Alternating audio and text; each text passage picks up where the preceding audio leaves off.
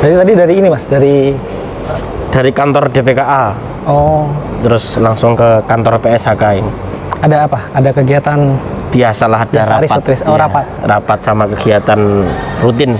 Tapi di PSHK lagi ini nggak sih Mas? Atau Mas Alan mungkin lagi mencermati soal Perpu. Saya ini kan apa ya istilahnya kan sebagai kuasa pemohon perkara 91, tiba-tiba dengar Perpu nih, agak kaget juga. Makanya saya coba pengen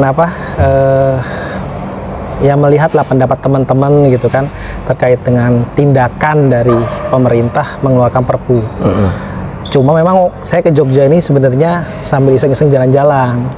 Tadi saya sempat ke Telogo Putri. Iya. Telogo Putri. Cuma pas Mas Jati teman saya sempat nanya soal Perpu, saya bilang, oh sekalian aja udah kita ke PSHK, gitu kan ngobrol-ngobrol. Nah tadi udah sempat ngobrol sama Mas Yun tadi Mas di atas, Mas Yuniar. Nah kira-kira kalau Mas Alan sendiri gimana Mas pandangannya tentang tindakan Presiden yang mengeluarkan Perpu? Kalau saya bahasa kasarnya kan ini Presiden kayak ngakalin MK, diperintahkan untuk memperbaiki prosedur, kok tiba-tiba Perpu yang dikeluarkan. Tapi saya pengen tahu nih pandangan dari Mas Alan.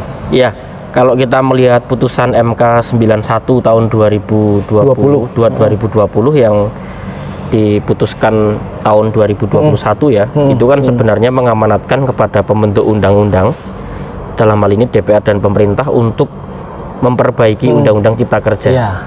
Karena Undang-Undang Cipta Kerja kan kalau kita melihat dalam pertimbangan putusan MK kan dibuat dengan tergesa-gesa, lalu kemudian tanpa melibatkan partisipasi publik yang bermakna yang optimal. Sehingga MK memerintahkan kepada pembentuk undang-undang, dalam hal ini DPR dan pemerintah selaku lembaga negara yang memang punya mandat kedaulatan rakyat, untuk memperbaiki dalam waktu 2 tahun. Nah tiba-tiba kemarin Presiden terutama mewakili pemerintah mengeluarkan Perpu nomor 2 tahun 2020 yang menganggap adanya kegentingan yang memaksa, yang itu dikenal dengan Perpu Cipta Kerja. Nah tentu kan dengan Presiden mengeluarkan Perpu kan ada banyak hal yang tentu bisa kita kritisi ya. Ini kan berarti bentuknya kan nge-bypass nih Mas. Iya, bypass, artinya Perpu itu kan kalau dari dari sisi landasan konstitusionalnya kan menggunakan pasal 22 kan. Kalau ada kegentingan yang memaksa, Presiden mengeluarkan peraturan pemerintah pengganti undang-undang, di mana syarat kegentingan yang memaksa itu tergantung subjektif Presiden. Artinya pembuatan Perpu Cipta Kerja ini kan meminggirkan banyak sekali peran ya.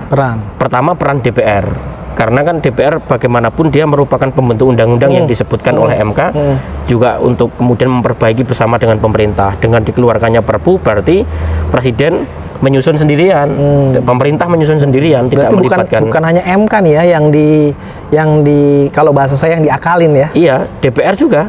DPR selaku pembentuk undang-undangan berarti tidak diajak kan, tidak diajak untuk berunding, kemudian merumuskan isi dari materi perubahan, tetapi dengan adanya Perpu itu kan otomatis peran DPR kan menjadi tidak ada.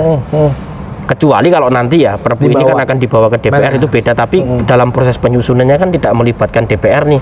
Padahal DPR termasuk salah satu lembaga negara yang disebut untuk juga terlibat dalam proses perbaikan Undang-Undang Cipta Kerja. Pastikan dari DPR juga punya hal-hal yang ingin Pasti, apalagi DPR merupakan lembaga perwakilan rakyat kan, daulat rakyat. Yang kedua, selain kemudian dia meminggirkan peran dari DPR, yang kedua meminggirkan peran publik.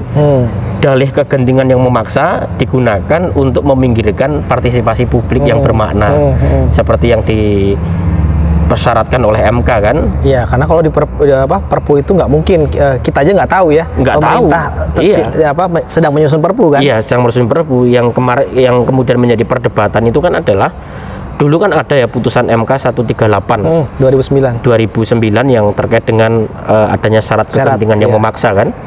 Kalau ada kekosongan hukum atau ada hukumnya tapi tidak memadai, tidak tersedia waktu, sehingga Perpu itu merupakan satu-satunya jalan untuk satu-satunya solusi untuk kemudian dapat ditempuh. Nah, kalau diukur dengan 3 itu, Kalau diukur dengan 3 itu saya kira tidak masuk ya. Nggak masuk. Tetapi kan mungkin presiden akan berdalih ya meskipun itu ada pertimbangan dari MK. Kembali bahwa pasal 22 itu kan subjektif. Coba kalau misalkan kita melihat analisis berbagai perpu yang telah dikeluarkan itu kan sebenarnya juga banyak yang tidak sesuai dengan pertimbangan 138, putusan MK 138. Misalkan kita coba akan melihat ya Perpu Cipta Kerja itu dengan pertimbangan putusan MK yang 138 itu, pertama apakah ada kekosongan hukum? Kekosongan hukum itu kan sebenarnya sudah dijawab oleh MK sendiri dalam putusannya. Meskipun Undang-Undang Cipta Kerja dinyatakan ini konstitusional, tapi kan itu bersyarat tetap berlaku sampai dengan dilakukannya perbaikan. Artinya tidak ada kekosongan hukum. Yang kedua, faktanya juga kan di setiap daerah perda itu banyak yang mengacu ke Cipta Kerja. Iya, kan? Perda, PP itu jalan terus. Arahannya bahkan Menteri Dalam Negeri mengeluarkan instruksi agar daerah-daerah tetap memperdomani Undang-Undang Cipta Kerja. Nah itu kalau kekosongan hukum kan jelas tidak ada. Apakah kemudian tidak tersedia waktu 2 tahun? Nah, ya kan? Bahkan ini setahun pun masih bisa nih ya sebenarnya. Iya, masih sampai November 2023 kan. Masih sampai November 2023. Artinya dari tahun 2021 sampai dengan tahun ini itu 2 tahun itu merupakan proses yang sangat lama. Kalau untuk menyusun undang-undang itu sangat cukup sekali. Dan itu tidak dimanfaatkan oleh pemerintah. Tidak dimanfaatkan oleh pemerintah. Saya nggak tahu apakah kemudian dia bilang ini udah mepet keadaan genting. Iya, udah mepet keadaan genting baru kemudian dikeluarkan Perpu. Padahal waktunya kan tersedia kan. Sudah sangat panjang, cuma ya kita nggak tahu kenapa kemudian akhirnya presiden memiliki pertimbangan subjektif untuk mengeluarkan Perpu itu. Tapi kalau menurut Mas Alan, Mas, tindakan seperti itu tuh kalau saya kan mengatakan ini presiden ngakalin nih gitu MK. Kalau bahasanya Mas Alan tuh apa, Mas, yang kira-kira bisa menggambarkan tindakan presiden seperti ini? Karena ya saya bukan kesel, malah ketawa ya, maksudnya kok sereceh ini caranya gitu loh. Iya, pertama presiden melecehkan lembaga DPR karena proses perbaikan atau proses penyusunannya tidak melibatkan lembaga DPR selaku lembaga pembentuk undang-undang yang juga disebutkan dalam putusan MK. Yang kedua, melecehkan publik. Karena kan jelas Undang-Undang Cipta Kerja kan harus disusun kembali menggunakan proses penyusunannya harus menggunakan mekanisme partisipasi publik yang bermakna. Itu juga tidak. Dan yang ketiga, melecehkan Mahkamah Konstitusi. Banyak pihak yang dilecehkan, ya kan? Bahkan memberikan contoh buruk, memberikan presiden yang buruk, dan ini merupakan merupakan ya tragedi bahwa presiden itu justru melecehkan lembaga negara, melecehkan publik sekaligus melanggar konstitusi. Karena saya sendiri sebagai kuasa pemohon kan akhirnya berpikir, terus ngapain gua nguji ke MK gitu kan? Iya. Ngapain gua nguji tiba-tiba main keluar Perpu gitu kan? Nah, ini Mas, terakhir nih Mas, kan tadi Mas Alan bilang DPR ini sebenarnya kan disingkirkan lah ya perannya ya oleh presiden dengan mengeluarkan Perpu. Kira-kira kalau di pandangan Mas Alan, ini Perpu akan disetujui atau tidak, Mas, nanti kalau seandainya diserahkan ke DPR? Ya sekarang kan memang bolanya juga ada di DPR ya. Artinya kan Perpu itu kan memang harus mendapatkan persetujuan. Selain nanti uji, selain ada yang diuji di MK ya. Selain itu ya, artinya nanti di persidangan yang berikutnya kan DPR nanti akan melihat apakah memang ada unsur kegentingan yang memaksa. Sehingga kalau memang ternyata DPR menganggap tidak ada dan DPR juga secara kelembagaan ya dalam hal ini sadar ya bahwa perannya itu tidak ada, bahkan ditiadakan, harusnya Perpu itu ditolak oleh DPR. Iya, karena masih tersedia waktu. Sekarang Januari, November, saya kira masih cukup untuk memperbaiki hal-hal yang bersifat formil ya. Di sisi lain memang sudah ada beberapa pihak yang menurut pemberitaan itu akan segera mengajukan gugatan baik formil maupun nantinya material ke MK terkait dengan pengujian Perpu.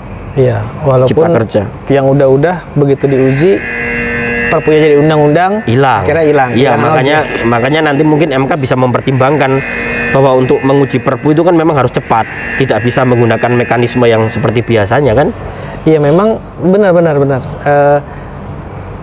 Kalau uji formil memang ada tenggat waktu sekarang kan 60 hari, tapi kan kalau uji material Perpu ini yang memang menjadi masalah gitu. Dan saya sih memang ada rencana juga, Mas, untuk mengajukan uji formil gitu. Oke, Mas, thank you banget, Mas. Siap Waktunya. Terima kasih, Bang.